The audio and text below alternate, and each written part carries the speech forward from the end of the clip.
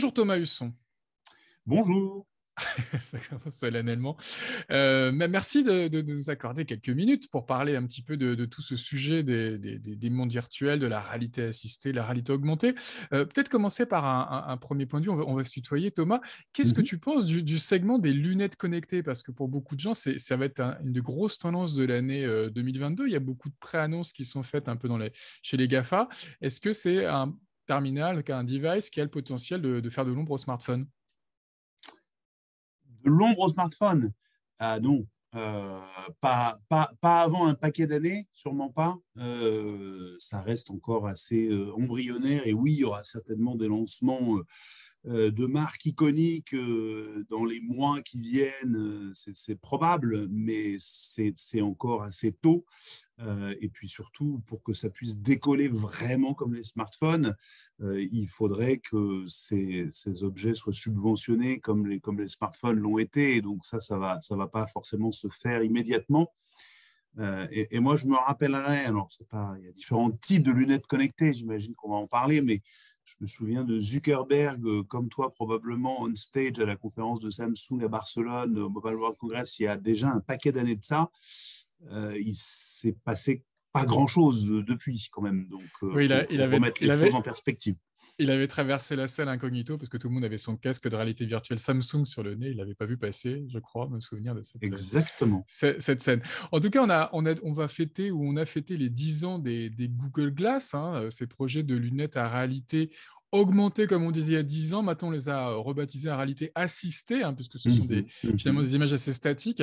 60%, 70% de la population mondiale porte ou va porter des lunettes. On peut quand même se dire que c'est un device qui a le potentiel d'égaliser en volume le smartphone, non?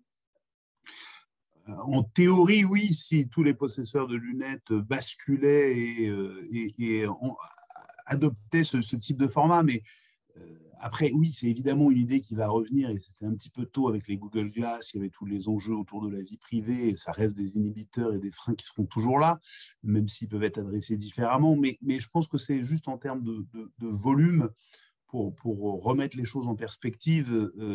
Les années, on va dire, même sans que ce soit des années fastes, il se vend plus d'1 milliard de smartphones par an. L'an passé, il s'est vendu moins de 10 millions de lunettes connectées, si j'inclus dedans les Oculus, les HTC, les Sony, etc. Donc voilà, c'est juste un ratio qu'il faut avoir en tête. Je ne dis pas que ça ne va pas décoller un jour, je dis juste qu'il y a encore, et pour les raisons qu'on va évoquer, j'imagine, autour du métaverse et autres sujets, un effet d'emballement médiatique qui, à chaque fois, on a besoin du next big thing. Et oui, on y viendra, mais probablement beaucoup plus progressivement que ce qu'on veut bien croire. Mais au-delà de l'effet médiatique, tous les GAFA travaillent dessus, hein. Facebook s'est associé, enfin Meta, pardon, s'est associé à Ray-Ban. On voit Snapchat qui a des projets, Amazon, et puis il y a ce fameux rumeur autour d'Apple aussi de ces lunettes probablement mixtes. C'est pas the next big thing selon toi? Non, je ne suis pas convaincu que ce soit une. Il n'y a pas un objet ou un canal qui en supplante nécessairement un autre et les anciens continuent à exister d'ailleurs. Ils disparaissent pas comme ça, donc il y a cette volonté de vouloir remplacer. Oui, que ça permette une nouvelle forme d'Internet, entre guillemets, 3D, où on va partager des expériences quasiment en temps réel à plusieurs. C'est le sens de l'histoire. Il y aura différentes formes d'accès et probablement les lunettes en seront une des formes d'accès, mais non, j'ai jamais pu me résoudre à cette idée de next big thing qui allait tout chambouler et remplacer, entre guillemets, les smartphones. Est-ce que quand on distingue réalité assistée, réalité augmentée, réalité virtuelle, certaines de ces sous-technologies pourraient avoir plus de succès que d'autres? Moi, je pense pour le coup davantage la réalité augmentée, parce que justement, elle permet de s'intégrer par rapport à l'univers et au contexte qui est le nôtre.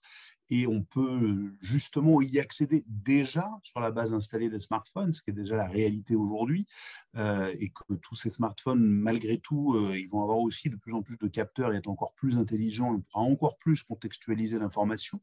Donc je pense que cette convergence, ou puisque c'est un terme à la mode aussi, d'hybridation entre les mondes physiques et les mondes digitaux prend de l'importance.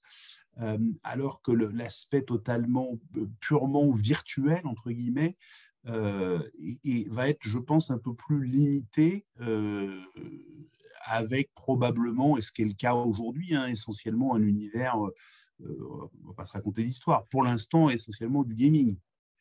Alors justement, on parle beaucoup depuis quelques mois des mondes virtuels, du métaverse. C'est notamment le Mhm. changement de nom du groupe Facebook en Meta qui a peut-être suscité cet emballement médiatique. Qu'est-ce que tu penses de tout ce qui se passe? C'est justifié ou pas? L'emballement, aujourd'hui, non, effectivement. Je pense que Facebook y a concouru et pour des raisons bien propres au groupe, a voulu se renommer pour éviter aussi un certain nombre d'autres tourmentes médiatiques.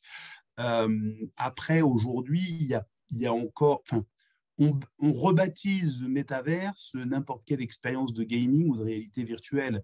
Donc oui, on va nous bassiner avec le concert de Travis Scott et les X millions de personnes qui accèdent sur Roblox et autres, mais c'est un univers de gaming d'abord et avant tout, certes 3D, certes de plus en plus immersif, mais ce métavers qui serait une sorte de monde interconnecté et interopérable, il n'existe pas, il ne va pas exister avant un paquet d'années. Il y aura différents univers de gaming, il y aura différents univers virtuels, et ça s'améliore l'expérience utilisateur. Je ne suis pas en train mais je pense qu'on fait un amalgame entre différents sujets et qu'on y rajoute là-dessus des logiques de nouvelles monnaies virtuelles, de NFT, de Alors blockchain. On mélange tout et on ça va ne va y, pas dans la bonne direction. on va y venir, mais peut-être déjà un mot de vocabulaire. Le métaverse n'existe pas. Aujourd'hui, ce sont des métaverses, des wall gardens finalement en 3D. Je pense que ça va mettre du temps, effectivement, avant qu'on ait des passerelles entre ces différents univers. La bonne nouvelle, c'est qu'effectivement, on va aller sur du partage d'expériences de plus en plus temps réel, plus immersif, avec une meilleure expérience utilisateur. Mais effectivement, ce n'est pas encore totalement intégré. Euh, et euh, et il y a il y a plein de use cases impossibles. Je parlais du gaming tout à l'heure majoritairement, mais c'est vrai qu'on voit des choses autour de la formation, on voit des choses en entreprise notamment qui commencent à se développer. Mais oui, c'est encore, il y a eu énormément d'argent investi sur les dernières années, hein, sur ces sujets-là. Et finalement, ouais, je pense que ça met un peu plus de temps que, que ce qu'on nous raconte là. Voilà, c'est juste, on va y arriver, mais ce n'est pas le nouvel univers.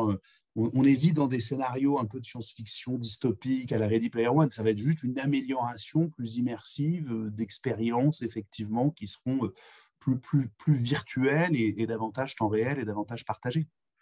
On voit quand même des marques investir massivement ces environnements. Il y a quelques semaines, Nike, je crois, qui a racheté un spécialiste des crypto-actifs. Là, j'ai vu ce matin Carrefour qui se lançait sur The Sandbox. Mm-hmm. Ça te fait sourire ou c'est pertinent? Oui, ça me fait sourire, mais c'est pertinent aussi au sens où il faut que les marques préemptent le sujet, testent, innovent, améliorent aussi leur image, se préparent. Si c'est effectivement c'est le next big thing dont tout le monde nous parle, autant y être avant les autres.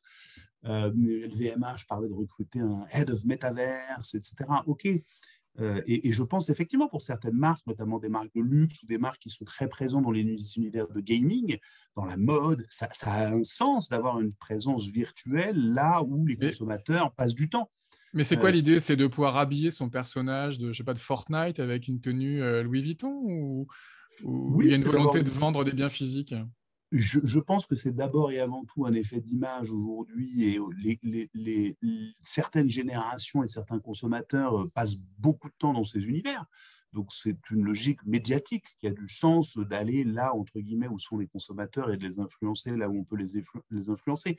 Après, les approches purement transactionnelles, encore une fois, c'est pareil, il va falloir qu'il y ait des systèmes d'information à intégrer. Et oui, certains ont développé, Dyson et d'autres, des boutiques virtuelles intégrées.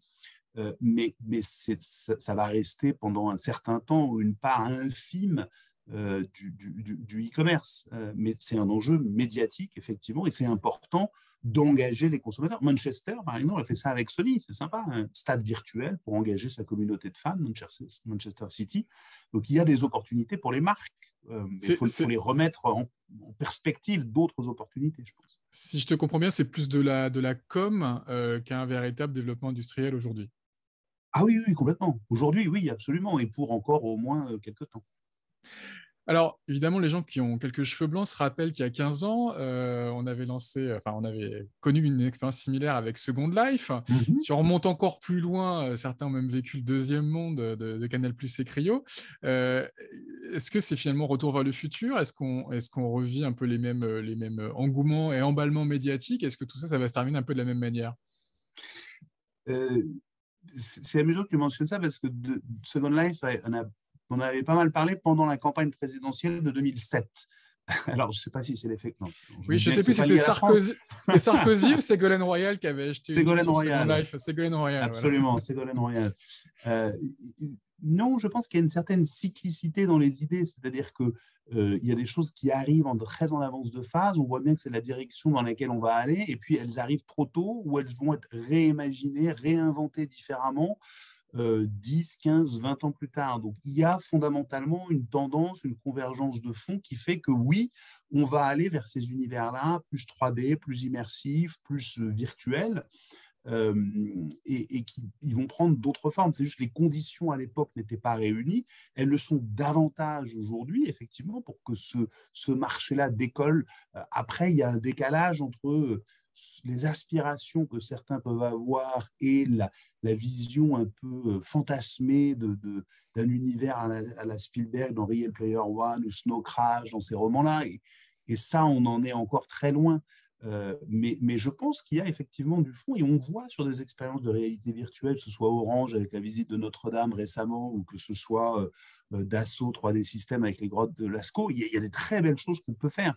C'est juste, il faut peut-être remettre les opportunités en perspective et ne pas trop s'emballer parce que sinon il va y avoir des déçus.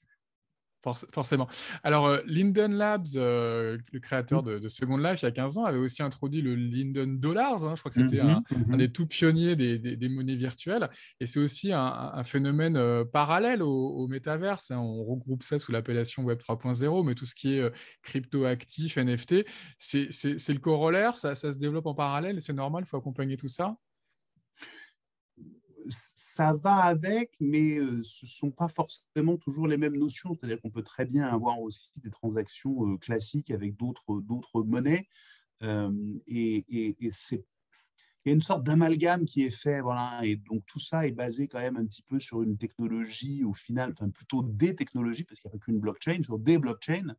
Et il y a un peu cette idée de retour aux sources, d'un monde un peu plus libertaire, entre guillemets.